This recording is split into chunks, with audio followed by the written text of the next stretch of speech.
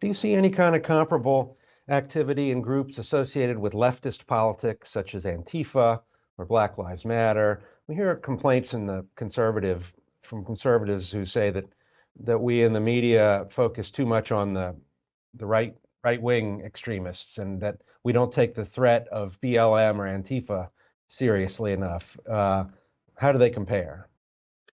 Uh, Not very well. The white supremacist violence is much more persistent and much more deadly uh, uh, over a much longer period of time.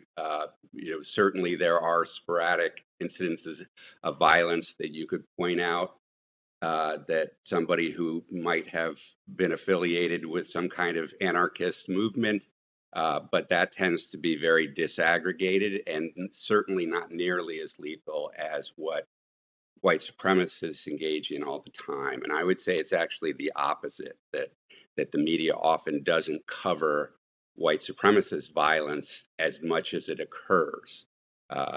In fact, if a white, in fact, and not just media, the federal government, the FBI today can't tell you how many people white supremacists killed last year because they don't collect what we refer to as domestic terrorist incident data.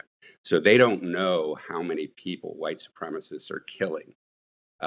And when a white supremacist kills somebody, the FBI might characterize that as domestic terrorism.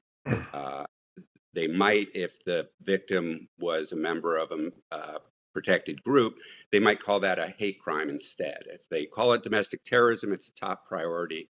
If they call it a hate crime, that's part of the Civil Rights Division. That's going to be a much lower priority.